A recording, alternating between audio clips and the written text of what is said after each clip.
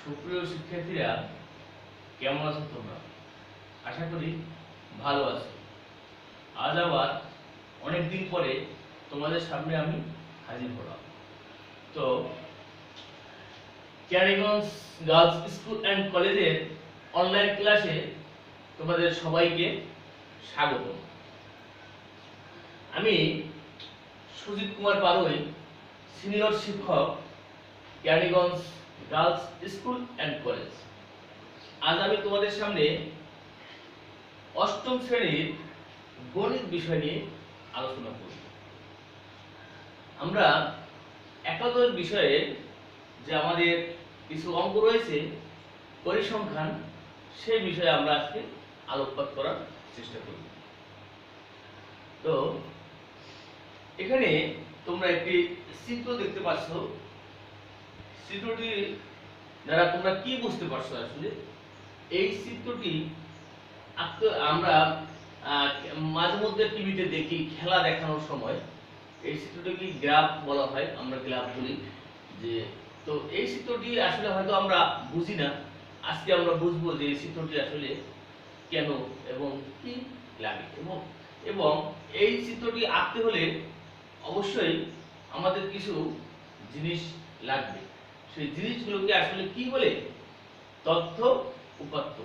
তথ্য উপাত্ত। তো আজকে তাহলে আমাদের পাঠের বিষয়গুলোটা কি হবে? তথ্য ও উপাত্ত।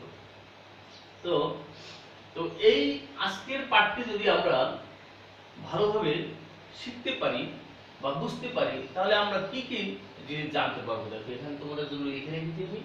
তথ্য উপাত্ত কি তা বলতে পারবে, উপাত্ত কত প্রকার ও কি কি তা বলতে পারবে, পরিসর, শ্রেণীব্যাপ্তি, শ্রেণী সংখ্যা কি তা ব্যাখ্যা করতে পারবে, সরাসরি গড় ও গণসংখ্যা নির্বাচন সারণীর মাধ্যমে গড় নির্ণয় করতে পারবে। তো চলো আমরা আজকে আলোচনায় চলে যাই। তো এখানে দেখো আমরা যে কথাগুলো লিখেছিলাম, অনেকগুলো সংজ্ঞা কিন্তু নতুন আছে, সেই জিনিসগুলো আমরা একটু এখানে আলোচনা করার চেষ্টা করছি। পরিসংখ্যান। পরিসংখ্যান জিনিসটি কি? দেখো, পরিসংখ্যান ভিত্তিক সংখ্যা ভিত্তিক তথ্য বা ঘটনা হচ্ছে একটি পরিসংখ্যান। তো পরিসংখ্যান জিনিসটা কি? যে সংখ্যা ভিত্তিক তথ্য বা ঘটনাই হচ্ছে এক একটি পরিসংখ্যান। যেমন 5 জন শিক্ষার্থীর গণিতের প্রাপ্ত নম্বর এখানে দেয়া রয়েছে। 5 জন শিক্ষার্থীর গণিতে প্রাপ্ত নম্বর এখানে রয়েছে। এখানে গণিতে প্রাপ্ত সংখ্যা নির্দেশক নম্বর সমূহ একটি পরিসংখ্যান, অর্থাৎ এই নম্বরগুলোই হলো একটি পরিসংখ্যান। তো আশা করি পরিসংখ্যান তোমরা বুঝতে পেরেছো। এরপরে দেখো উপাত্ত। তথ্য বা ঘটনা নির্দেশক সংখ্যাগুলো হচ্ছে পরিসংখ্যানের উপাত্ত। উক্ত নম্বরগুলো হলো এই পরিসংখ্যানের উপাত্ত, অর্থাৎ এই নম্বরগুলোই হলো এক একটা তথ্য বা উপাত্ত। তো এখন এই উপাত্ত আবার আমরা অনেক ক্ষেত্রে সরাসরি উপাত্ত নিতে পারি, আবার অনেক ক্ষেত্রে এই উপাত্ত কিন্তু আমরা কোনো সেকেন্ডারি উৎস থেকেও নিতে পারি। তো যদি আমরা কোনো ঘটনা কোথায় ঘটছে ওখানে আমরা সরজমিনে যে তথ্যগুলো নেই, সেগুলোকে বলবো আমরা কি? প্রাথমিক উপাত্ত। সরাসরি উৎস থেকে সংগৃহীত হয় এমন উপাত্ত হলো প্রাথমিক উপাত্ত। প্রাথমিক উপাত্তের নির্ভরযোগ্যতা বা গ্রহণযোগ্যতা অনেক বেশি, কারণ এই তথ্যগুলো, এই উপাত্তগুলো আমরা সরাসরি উৎস থেকে নিয়েছি, এজন্য এগুলোর গ্রহণযোগ্যতা অনেক বেশি। তো যেহেতু আমরা প্রাথমিক উপাত্ত আলোচনা করলাম, তাহলে এখানে আরো একটি উপাত্ত তোমাদের নিশ্চয়ই মনে আছে যে হয়তো তাহলে আরেকটি জিনিস থাকতে পারে। তো জিনিসটি কি আসলে একটু লক্ষ্য করি। দেখো, মাধ্যমিক উপাত্ত। তাহলে প্রথমে ছিল কি? প্রাথমিক উপাত্ত। এটা হলো মাধ্যমিক উপাত্ত। তো পরোক্ষ উৎস থেকে সংগৃহীত হয় এমন উপাত্ত হলো মাধ্যমিক উপাত্ত। তার মানে কোনো ঘটনা কোথায় ঘটলো, ওখানে যদি না গিয়ে অন্য কোনো সোর্স থেকে আমরা ওই উপাত্তগুলো বা তথ্যগুলো গ্রহণ করি, তাহলে ওই উপাত্তগুলোর নামে দিব আমরা মাধ্যমিক উপাত্ত। যেমন খবরের কাগজ থেকে সংগৃহীত প্রাপ্ত তথ্য মাধ্যমিক উপাত্ত। অর্থাৎ আমরা একটা একটা ঘটনা কোথায় ঘটলো সেখানে না গিয়ে আমরা কি করলাম, আমরা পেপারের মাধ্যমে, নিউজ পেপারের মাধ্যমে আমরা জানলাম। মাধ্যমিক উপত্যের নির্ভরযোগ্যতা কম, অনেক কম থাকবে। কারণ কি, ওখানে সবসময় যে নিউজ পেপারের সঠিক তথ্য দেবে তা না কিন্তু। এজন্য মাধ্যমিক উপত্যের গ্রহণযোগ্যতা প্রাথমিক উপত্যের চেয়ে অনেক কম। ঠিক আছে, তো এবারে দেখো ওই উপত্যগুলো এলোমেলো থাকতে পারে, আবার সাজানোও থাকতে পারে। তো কোন উপত্যের নম্বরগুলো যদি মানের ক্রমানুসারে সাজানো না থাকে তবে সেই উপত্যগুলোকে অবিন্যস্ত উপত্য বলা হয়। অর্থাৎ কোনো সিরিয়াল মেনটেন করবে না, ছোট বড় উল্টো উল্টা সংখ্যা এখানে থাকবে। যেমন নিম্নের নম্বরগুলো মানের কোনো ক্রমে সাজানো নেই। দেখো নিম্নের নম্বরগুলো কোথায়, এই দেখো 10 জন শিক্ষার্থীর একটা পরীক্ষার নম্বর দেওয়া রয়েছে। তো একজন শিক্ষার্থী 42, 45, 47, 50, এগুলো কিন্তু এই 4টি নম্বর কিন্তু একটা সিরিয়াল ছিল। তারপরে দেখো কমে গেছে, তারপরে আবার কমে গেছে, তারপরে আবার বেড়ে গেছে। তো অর্থাৎ এই নম্বরগুলো হলো কোনো সিরিয়াল মেনটেন করেনি, এজন্য এই নম্বরগুলোকে বলা হয় অবিন্যস্ত উপত্য। তো তাহলে বিন্যস্ত উপত্য কি দেখো তো, বিন্যস্ত উপত্য হলো কোন উপত্যের নম্বরগুলো যদি মানের ক্রমানুসারে সাজানো থাকে তবে সেই উপত্যগুলোকে বিন্যস্ত উপত্য বলে। অর্থাৎ এই নম্বরগুলো কি আমরা দেখো সিরিয়াল করেছি 25, 30, 30, 35, 40, 41, 42, 45, 47 ও 50। এখানে ছোট থেকে বড় অর্থাৎ ঊর্ধ্বক্রমে সাজানো হয়েছে। তাহলে এই উপত্যটি একটি কি উপত্য, এই উপত্যটি একটি বিন্যস্ত উপত্য হবে। তো এবারে আমরা দেখলাম, দেখো নতুন একটা জিনিস কি, গণসংখ্যা নিবেশন সারণী। গণসংখ্যা সারণী তৈরি করার জন্য, এই সারণী তৈরি করার জন্য আমাদের কতগুলো ধাপ অতিক্রম করতে হবে। সেগুলো কি, জিনিসগুলো কি দেখো, পরিসর নির্ণয় করতে হবে, শ্রেণী সংখ্যা নির্ণয় করতে হবে, শ্রেণী ব্যক্তি নির্ণয় করতে হবে, টেলি চিহ্নের সাহায্যে গণসংখ্যা নির্ণয় করতে হবে। তো এই জিনিসগুলো আমরা একটু ব্যাখ্যা করি, দেখি এই জিনিসগুলো কাকে বলে। এগুলো তো নূতন, তোমাদের 7-এ এই তথ্য ছিল না, এই কথাগুলো কিন্তু নূতন। তো শ্রেণী ব্যক্তি দেখো, যে কোনো শ্রেণীর ঊর্ধ্বসীমা ও নিম্নসীমার ব্যবধান হলো সেই শ্রেণীর শ্রেণী ব্যক্তি। যে কোনো শ্রেণীর ঊর্ধ্বসীমা ও নিম্নসীমার ব্যবধান, অর্থাৎ আমরা যখন এখানে একটি, আমি তোমাদের একটি স্কোর আমি এখানে দেব। দেখো দেখো এখানে শ্রেণী ব্যক্তি, দেখো এখানে কতগুলো, এটা একটা শ্রেণী, এটা একটা শ্রেণী, এটা একটা শ্রেণী। দেখো তাহলে শ্রেণী ব্যক্তিটা কি আসলে 20 থেকে 24, অর্থাৎ ব্যবধানটা কত, এখানে 5 শ্রেণী ব্যবধানে কিন্তু আমি একটা শ্রেণী তৈরি করেছি। শ্রেণী ব্যবধানই হলো শ্রেণী ব্যক্তি। এখন এখানে দেখো তোমরা বিয়োগ করলে কিন্তু শ্রেণী ব্যক্তি পাবে না, বিয়োগ করলে এখানে কিন্তু 4 হবে। তাহলে কিন্তু 20 থেকে 24 হবে না, বিয়োগ করলে হয় কিন্তু 20 এর পরে হয়। এজন্য এই 20 সংখ্যাটিও কাউন্ট করতে হবে, এই 24 সংখ্যাটিও কাউন্ট করতে হবে। দেখো যেমন 20 থেকে যদি শুরু করি, 20, 21, 22, 23, 24, এখানে 5টি সংখ্যা রয়েছে। একইভাবে 25 থেকে 29, দেখো 25, 26, 27, 28, 29। অথবা আমরা যে আঙ্গুলে গুনি, দেখো এরপরটা, তো আমরা এখানে দেব 1, মানে 30, 31, 32, 33, 34, এখানে 5টি সংখ্যা রয়েছে। তার মানে এখানে শ্রেণী ব্যক্তি কিন্তু 5। তাহলে আমরা প্রত্যেক শ্রেণীর একটি সর্বোচ্চ সর্বনিম্ন মান থাকে। দেখো এই বাম পাশের সংখ্যাটি, এই শ্রেণীর বাম পাশের সংখ্যাটি ছোট, এই সংখ্যাটি বড়। তো প্রত্যেকটাই কিন্তু এলোমেলো নেই, কিন্তু প্রথমটি বড় তারপরটি, প্রথমটি ছোট তারপরটি বড়, প্রথমটি ছোট তারপরটি বড়, এভাবে সাজানো রয়েছে। দেখো যে কোনো শ্রেণীর সর্বনিম্ন মানকে নিম্নসীমা, অর্থাৎ তার মানে এই পাশের এই সংখ্যাগুলোকে বলবো আমরা নিম্নসীমা, আর এই সংখ্যাগুলোকে বলবো আমরা ঊর্ধ্বসীমা। তো এখন দেখো এখানে বলা হয়েছে শ্রেণী ব্যবধান সর্বনিম্ন 5 থেকে 15 এর মধ্যে সাধারণত ধরি আমরা, বিভিন্ন ক্ষেত্রে বিভিন্ন ধরি, তবে সাধারণত 5 থেকে 15 এর মধ্যে ধরি। এখানে আমরা কত ধরেছি, 5, এখানে 5 ধরেছি। দেখো তাহলে এই পাশের যে সংখ্যাগুলো, এই সংখ্যাগুলো হলো নিম্নসীমা, আর এই পাশেগুলো তাহলে কি হবে, তাহলে এই পাশে হবে ঊর্ধ্বসীমা, যেখানে আমাদের দুইটা কথা রয়েছিল, তাই না, নিম্নসীমা এবং ঊর্ধ্বসীমা রয়েছে। তো এই পর্যায়ে দেখি কি আছে তোমাদের সামনে। উপাত্তের পরিসর ছিল, উপাত্তের পরিসরটা কি, দেখো যখন অনেকগুলো নম্বর, কোনো পরীক্ষার নম্বর থাকবে, তখন কিন্তু সবাই সমান নম্বর পাবে না, কম বেশি নম্বর পাবে, তাই না? এখন পরিসর হলো সবচেয়ে ছোট নম্বর থেকে যদি আমরা সবচেয়ে বড় নম্বর থেকে যদি আমরা সবচেয়ে ছোট নম্বরটা বিয়োগ করি আর তার সাথে যদি এক যোগ করি, তাহলে আমরা পরিসর পাবো। তো দেখো এখানে সূত্রটি কিন্তু লেখা হয়েছে সর্বোচ্চ সংখ্যা বিয়োগ সর্বনিম্ন সংখ্যা যোগ 1, এটাই হলো পরিসর। তো আমরা একটা উদাহরণের সাহায্যে দেওয়ার চেষ্টা করি। দেখো এখানে কতগুলো নম্বর আছে, তো এখান থেকে যদি আমরা খুঁজি, তাহলে দেখা যাবে সবচেয়ে বড় নম্বর হলো এখানে 50, আর সবচেয়ে ছোট সংখ্যা হলো 20। আবার একই নম্বর কিন্তু একাধিকবার থাকতে পারে, দেখো 20 আছে, আরো হয়তো থাকতে পারে।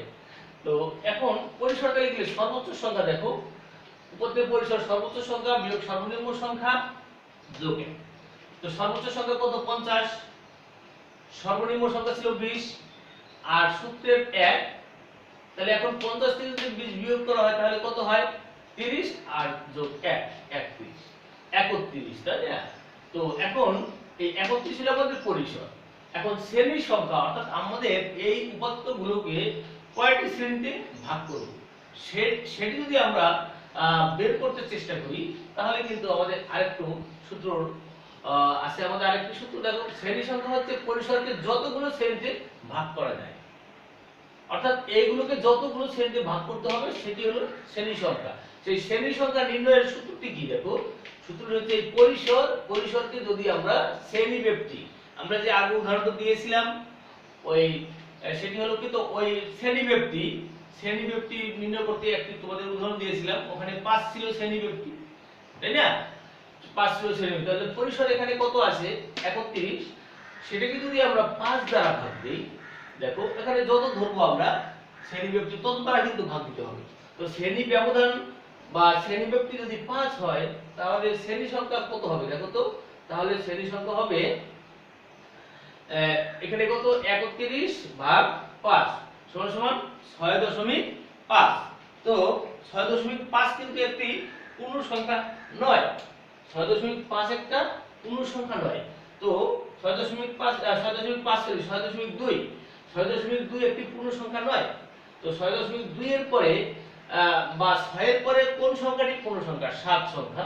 তাহলে এখানে 7 ধরতে হবে, এটাকে ধরতে হবে 7। অর্থাৎ এই শ্রেণী সংখ্যাটা কখনো ভগ্নাংশ হবে না, কারণ আমরা যখন ঘর তৈরি করব, চার্টের ভিতরে একটা ঘর ছোট বা বড় আমরা করতে পারি, কিন্তু অর্ধেক তো করা যাবে না।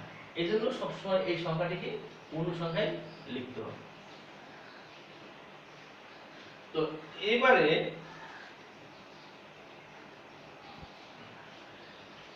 দেখি আমাদের কি আছে। আয়তলে গণসংখ্যা নিবেশনের একটি লেখচিত্রই হচ্ছে আয়তলে। আয়তলে কোনটি? আমরা কিন্তু পাঠ ঘোষণার আগে তোমাদের এখানে একটি গ্রাফ বলেছিলাম, গ্রাফ চার্ট দেখাইছিলাম, গ্রাফ পেপারে চার্ট, ওখানে কতগুলো স্তম্ভ ছিল, ওটি কিন্তু আমাদের আয়তলে। তো আয়তলে কাকে বলে? গণসংখ্যা নিবেশনের একটি লেখচিত্র হচ্ছে আয়তলে। তো এখন আমরা দেখি আয়তলে কিভাবে আঁকবো। আয়তলে অঙ্কনের জন্য সবকাগজের x ও y অক্ষ আঁকা হয়। আমরা সমাধান যে শিখেছি, সমাধানে কিন্তু সমাধানের একটা পদ্ধতি আছে, লেখচিত্র পদ্ধতিতে। গ্রাফ পেপারে ওখানে আমরা x অক্ষ y অক্ষ ধরেছি, ঠিক সেরকম দেখো x অক্ষ বরাবর শ্রেণীব্যাপ্তি এবং y অক্ষ বরাবর গণসংখ্যা নিয়ে আয়তলে আঁকা হয়। আয়তলের ভূমি হয় শ্রেণীব্যাপ্তি এবং উচ্চতা হয় গণসংখ্যা। এই দেখো তোমাদের এই চিত্রটি কিন্তু আমি প্রথমে দেখিয়েছিলাম। এখানে এইভাবে এটি হলো তোমার y অক্ষ আর এদিকে হলো x অক্ষ। তো এইভাবে যে আমরা এই যে স্তম্ভগুলো দেখিয়েছি, এগুলো কিন্তু কি? এগুলো হলো গণসংখ্যা। আর এদিকে হলো এখান থেকে এই পর্যন্ত একটা শ্রেণী, এখান থেকে এখানে একটা শ্রেণী, এখান থেকে এখানে একটা শ্রেণী, অর্থাৎ এইভাবে x অক্ষ বরাবর শ্রেণীব্যাপ্তি ধরা হয়। তো দেখো এখন আমরা যে আলোচনাগুলো করলাম, তোমরা একটু দলে দলে ভাগ হয়ে দেখো এই জিনিসটি তোমরা করতে পারো কিনা। এখানে রয়েছে কোন উপাত্তের সর্বোচ্চ সংখ্যা 60 এবং সর্বনিম্ন সংখ্যা যদি 27 হয়, তাহলে পরিসর শ্রেণী সংখ্যা নির্ণয় করো। শ্রেণী ব্যক্তি 5 ধরে করো। তো তোমরা নিশ্চয়ই এটি পারবে, কারণ এরকম একটি উদাহরণ আমি দিয়েছিলাম। তো পরিসর তারপরে একটু বলছি তোমাদের। দেখো প্রথমে পরিসর কি, 60 বিয়োগ 27, অর্থাৎ সর্বোচ্চ সংখ্যা বিয়োগ সর্বনিম্ন সংখ্যা যোগ 1 করলে যা হবে পরিসর, আমাদের পরিসর বের হয়ে যাবে। তারপর ওই পরিসরকে যদি আমরা শ্রেণী সংখ্যা শ্রেণী এই ব্যক্তি দ্বারা 5 দ্বারা ভাগ করি, তাহলে আমরা শ্রেণী সংখ্যা পেয়ে যাব। এখানে যদি ভগ্নাংশ হয় তাহলে পরে এর পূর্ণ সংখ্যাটি ধরতে হবে। তো এ পর্যায়ে আমরা পাঠটি আরো বোঝার জন্য তোমাদের অনুসরণী 11 এর 9 নম্বর অঙ্কটি আমি বোর্ডে তুলে রেখেছি। তবে এখানে কতগুলো নম্বর দেওয়া রয়েছে। তো এখান থেকে বলছে যে প্রাপ্ত নম্বরের সরাসরি গড় নির্ণয় করো। তারপরে বলছে শ্রেণী ব্যক্তি 5 নিয়ে গড়সংখ্যা নির্ণয় সারণী তৈরি করো এবং ওই সারণী থেকে গড় বের করো। তারপরে বলছে যে সরাসরি ভাবে প্রাপ্ত গড়ের সাথে পার্থক্য দেখাতে হবে। ঠিক আছে, আমরা প্রথমে প্রাপ্ত নম্বরগুলো সরাসরি গড়। সরাসরি গড় আসলে কি, এই সমস্ত নম্বরগুলি যোগ করে এখানে কতটি সংখ্যা আছে তত দ্বারা যদি ভাগ করি, তাহলে কিন্তু আমরা পেয়ে যাব সরাসরি গড়। এখানে কয়টি সংখ্যা রয়েছে দেখো তো, 1 2 3 4 5 6 7 8 9 10 11 12 13 14 15 16 17 18 19 20 21 22 23 24 25। তাহলে এখানে 25টি নম্বর রয়েছে। তো আমরা সমাধানে চলে যাই ক নম্বরে। দেখো প্রাপ্ত নম্বরের সরাসরি গড় নির্ণয়। উপাত্তগুলোর যোগফল, ওখানে যে 25টি সংখ্যা রয়েছিল দেখো সবগুলো সংখ্যা আমি এখানে যোগ আকারে লিখেছি। যোগফল হয়েছে কত? যোগফল হয়েছে 1875। তো আমাদের এখানে মোট কতটি সংখ্যা ছিল নিশ্চয়ই মনে আছে তোমাদের? 25টি সংখ্যা ছিল, তাই না? তো দেখো মোট শিক্ষার্থীর সংখ্যা ছিল 25 জন, অর্থাৎ 25 জনের এখানে নম্বর যোগ করা হয়েছে। তাহলে গড় হবে কি, দেখো নির্ণয় গড় উপাত্তগুলোর যোগফল ভাগ মোট শিক্ষার্থীর সংখ্যা। তো উপাত্তগুলোর যোগফল ছিল কত? 1875, আর শিক্ষার্থীর সংখ্যা ছিল কতজন? 25 জন। তো ওই সংখ্যা দুটি আমি এখানে লিখলাম, এখানে 1875 লিখলাম, আর এখানে মোট শিক্ষার্থীর সংখ্যা 25। তো আমরা ভাগ করলে কত পাই দেখো তো? 75। তার মানে এই সংখ্যাগুলোর সরাসরি গড় হচ্ছে 75 লিখেছি আমরা। দেখো সুতরাং নম্বরগুলোর সরাসরি গড় 75। তাহলে আমরা ক নম্বর অঙ্কটি সমাধান করতে পারলাম। তো এখানে আমরা আমাদের যে ক খ গ 3টি অঙ্ক ছিল, 3টি অঙ্কের মধ্যে সবচেয়ে সোজা কিন্তু এখানে আমাদের গ নম্বর অঙ্কটি। তো গ নম্বর অঙ্কটি করার জন্য আমাদেরকে ক আর খ যদি ভালোভাবে না পারি তাহলে গ নম্বর করতে পারবো না। একটি অংশ করতে পারলেও হবে না, দুটি অংশই করতে হবে। তাহলে গ যতই ছোট হোক দেখতে হবে যে ক আর খ আমরা পারি কিনা। তো ক আমরা দেখলাম যে আমাদের সরাসরি গড় হলো 75। এবারে আমরা খতে চলে যাই। দেখো খতে কি রয়েছে? খতে রয়েছে যে একটি শ্রেণী ব্যক্তি 5 নিয়ে গণসংখ্যা নির্ণয় সারণী তৈরি করো এবং সরাসরি সারণী থেকে গড় নির্ণয় করো। তাহলে এবারে আমাদের সারণী তৈরি করতে হবে। সারণী তৈরি করতে হলে আবার কতগুলো স্টেজ আমাদের কিন্তু আছে। দেখো কি রয়েছে, দেখো প্রদত্ত নম্বরগুলোর মধ্যে সর্বনিম্ন নম্বর হলো 63 এবং সর্বোচ্চ নম্বর ছিল 88। অতএব 60 নম্বর থেকে শুরু করে শ্রেণী ব্যক্তি 5 ধরে গণসংখ্যা নির্ণয় সারণী গঠন করা হলো। তাহলে প্রথমে আমাদের কি শ্রেণী সংখ্যা নির্ণয় করতে হবে। দেখো শ্রেণী সর্বোচ্চ সংখ্যা 88 আর সর্বনিম্ন সংখ্যা কত? 63। ভাগ এর সাথে যোগ দেব 1, এটা হলো পরিসর, আর ভাগ হলো এটা কি, এটা হলো শ্রেণী ব্যক্তি। তো এখানে আমরা বিয়োগ করলে 25 হয়, আর এই 1 যোগ তো আছে সূত্রে, আর এই 5টি এখানে দিলাম, আর 25 আর 1 26, 26 কে 5 দ্বারা ভাগ দিলে 5.2, 5.2 দিয়ে একটি পূর্ণ সংখ্যা নয়, তাহলে কি হবে? 6। অর্থাৎ আমাদের এখানে সারণীতে 6টি এই ঘর লাগবে, 6টি রো, মানে 6টি রো বা সারি লাগবে। সেটি কিন্তু শুধু এই তথ্যের জন্য। এখন হেডলাইনের জন্য কিন্তু আরো একটি ঘর লাগে, আরো একটি রো লাগবে, আর নিচে যোগফল দেখানোর জন্য বা নিচে কিছু লেখার জন্য আরেকটি লাগবে। অর্থাৎ মোট 8টি আমাদের রো লাগবে ঘরটিতে, তাই না? 8টি রো লাগবে। দেখো টেলিচিহ্ন একটি নতুন কথা আসছে।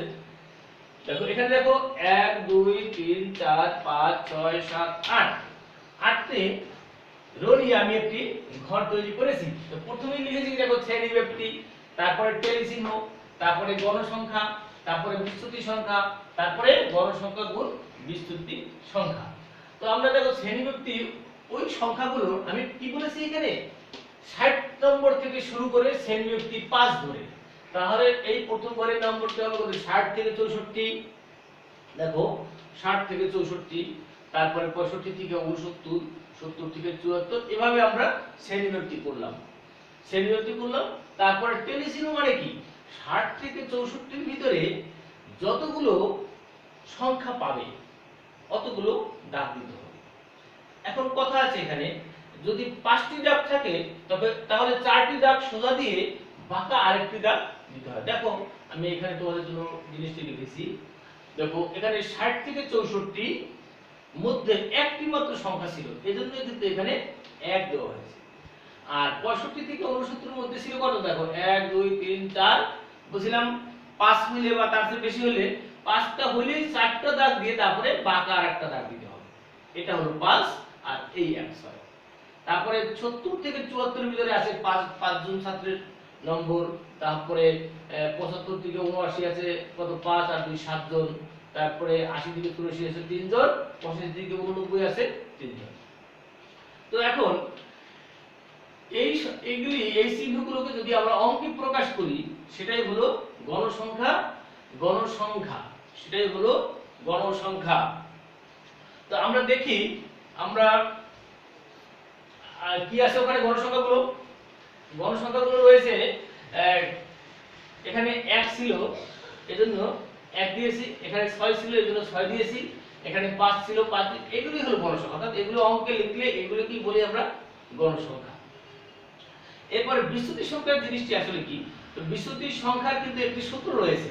তো আমরা সূত্রতে আলোচনায় না যাই আমরা সরাসরি একটা সহজ পদ্ধতি আছে সেদিকে আমরা অগ্রসর হই। দেখো এখানে 1 2 3 4 5 6টি এখানে কি রয়েছে সারি রয়েছে। তো এখন এর মাঝামাঝি আছে এই দুটি 5 আর 7, তাই না 5 আর 7। দেখতে হবে যে মাঝামাঝির দিকে কোন সংখ্যাটা বড়, আসলে সাধারণত ওটাকে আমরা 0 ধরি। ওখান থেকে যতগুলো সারি উপরে আছে পর্যায়ক্রমে 1 2 3 দিব, কিন্তু তার আগে মাইনাস দিতে হবে। আর নিচেও পর্যায়ক্রমে 1 2 3 যতগুলো ঘর থাকবে ততগুলো সংখ্যাই বসবে, কিন্তু ওখানে মাইনাস হবে না, প্লাস হবে। তো প্লাস হলে তো আর চিহ্ন দিতে হয় না। তো দেখো আমি এখানে দেখো 7 ছিল বড়, 7 0 দিয়েছি, তারপরে উপরে যতগুলো ঘর রয়েছে ততগুলো মাইনাস করে 1 2 3 সিরিয়াল দিয়েছি, আর নিচে আবার প্লাস দিয়েছি। তো ঠিক আছে, এবারে দেখো এখানে আমরা লিখেছি গণসংখ্যা গুণ বিস্তৃতি সংখ্যা, অর্থাৎ এই দুই ঘর গুণফল। দেখো এটা করলে গুণ করলে কি হয় 3 1 কে 3 -3, আবার 6 2 12 -12, 5 1 কে 5, এভাবে চিহ্ন সহ এই গুণফল এখানে বসবে। তো এখন এইগুলির আবার কিন্তু যোগফল করতে হবে। দেখো এখানে আবার যোগফল কত সেই জিনিসটি আমাদের লক্ষ্য রাখতে হবে। দেখো এখানে যোগফল হলো 25, আর এখানে যোগফল কত, দেখো এই মাইনাস সংখ্যাগুলো যোগ করব আর প্লাস সংখ্যাগুলো যোগ করব, তারপরে বড় সংখ্যাটি থেকে ছোট সংখ্যাটি বিয়োগ করব। বিয়োগ করার পরে যদি বড় সংখ্যাটি প্লাস হয় তাহলে এখানে প্লাস চিহ্ন হবে, যদি মাইনাস হয় তাহলে মাইনাস চিহ্ন হবে। তো দেখি এখানে কি আছে, দেখো এখানে আছে 12 আর 3 15, 15 প্লাস 20, অর্থাৎ মাইনাস আছে 20 আর প্লাস আছে কত 6 আর 3 9। তো 20 থেকে যদি 9 বিয়োগ করো তাহলে 11 থাকবে, বড়টা চিহ্ন মাইনাস, এই জন্য এখানে মাইনাস লিখেছি। তো আশা করছি তোমরা এই সারণীটি এই যে চিত্রটি রয়েছে এই সারণীটি এটি তোমরা বুঝতে পেরেছো। তো এখান থেকে কিন্তু আমাদের বলছিল কি, দেখো বলা হয়েছে শ্রেণী ব্যক্তি 5 নিয়ে গণসংখ্যা নিবেশন সারণী তৈরি করো। তাহলে গণসংখ্যা নিবেশন সারণী কিন্তু আমাদের হয়ে গেল। এইবারে আমাদের সারণীকে গড় নির্ণয় করতে হবে। তো এই গড় নির্ণয় করতে একটি সূত্র লাগবে। আমরা কিন্তু সরাসরি গড় নির্ণয় করতে একটি সূত্র পেয়েছিলাম, আবার সারণীকে গড় নির্ণয় করতে হলে আমাদের একটি সূত্র লাগবে। তো তোমরা খাতা কলমে নিশ্চয়ই তুলে ফেলছো, কারণ এই সমস্ত তথ্য কিন্তু আবার লাগবে। আমরা বোর্ড পরিষ্কার করে পরবর্তী পেজে চলে গেলাম।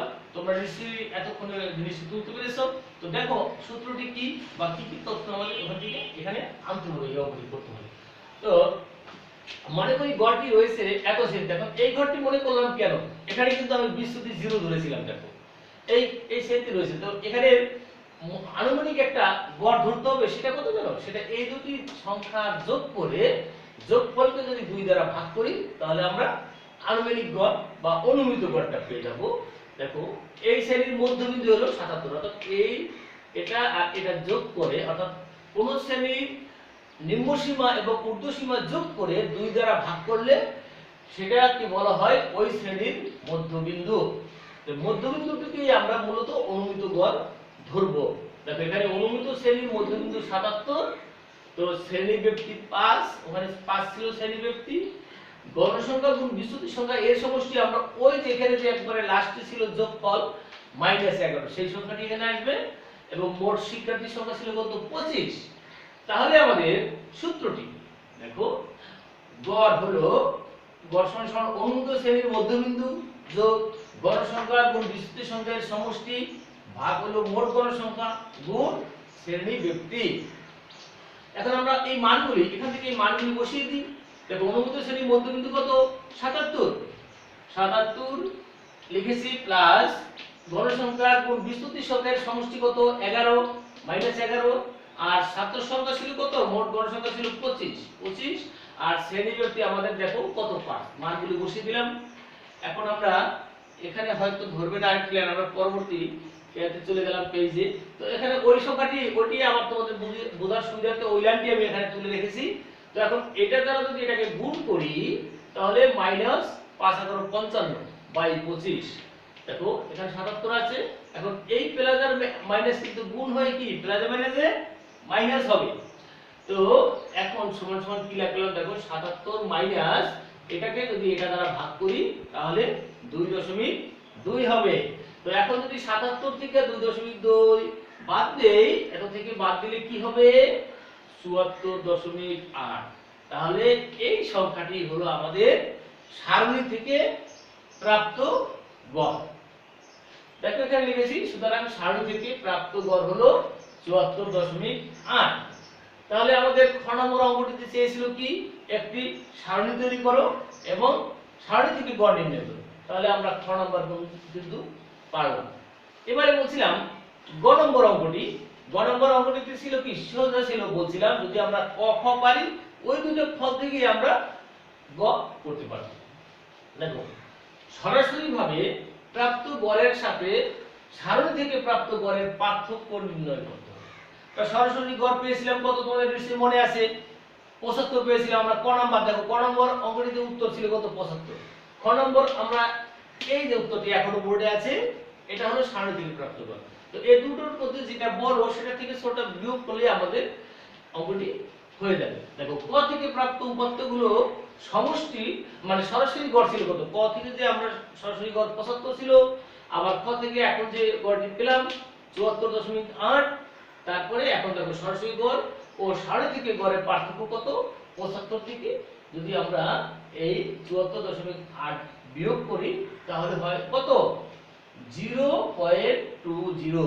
তাহলে এই গ নম্বরের অ্যানসারই হলো 0.20। তো ঠিক আছে, আশা করি অঙ্কটি বুঝতে তোমাদের কোনো সমস্যা হয়নি। এই ধরনের অঙ্ক, এটি একটি সৃজনশীল অঙ্ক, এই ধরনের অঙ্ক কিন্তু আমাদের বোর্ডে বিভিন্ন বোর্ড পরীক্ষায় বা স্কুলের পরীক্ষায় আসবে। তো ঠিক আছে, আমরা পরবর্তী চলে যাই। এখন আমরা এতক্ষণ যে আমরা আলোচনাগুলো করলাম, আসলে তোমরা কি বুঝতে পেরেছো? আমি তোমাদের দুই একটা প্রশ্ন করে জেনে নিই যে তোমরা আসলে পাঠটি বুঝতে পেরেছো কিনা। তারপরে আবার সেগুলো আমি তোমাদের মনে থাকলে আবার একটু আলোচনা করার চেষ্টা করব। দেখো পরিসংখ্যান কাকে বলে? প্রথমে আমাদের এই আলোচনাটি ছিল উপাত্ত কত প্রকার ও কি কি, এগুলি ছিল নিশ্চয়ই মনে আছে। বিন্যস্ত ও অবিন্যস্ত উপাত্ত কাকে বলে সেটাও আমরা জানি। শ্রেণী ব্যক্তি ও শ্রেণী সংখ্যা বলতে কি বোঝো? তো হ্যাঁ ঠিক আছে, তোমাদের দেখা যাচ্ছে মনে আছে জিনিসগুলো। তো আমরা এই পর্যায়ে আমরা তোমাদের একটু বাড়ির কাজ দিতে চাচ্ছি। বাড়ির কাজ, এই চিহ্নগুলো এখানে দেখো, এখানে টেলি চিহ্ন রয়েছে, গণসংখ্যা, লেখচিত্র আর আয়তলেখ। এই জিনিসগুলো তোমরা বাড়ির থেকে আশা করি ভালোভাবে করে আনবে। তো আজকে আমরা যে সমস্ত আলোচনা করলাম, আশা করি তোমরা আলোচনাগুলো সঠিকভাবে বুঝতে পেরেছো এবং এই জিনিসগুলো বাড়িতে আবার করবে। তো তোমাদের আজ আর নয়, তোমাদের সুস্বাস্থ্য কামনা করে আজকের ক্লাস এ পর্যন্তই শেষ করছি। ভালো থেকো।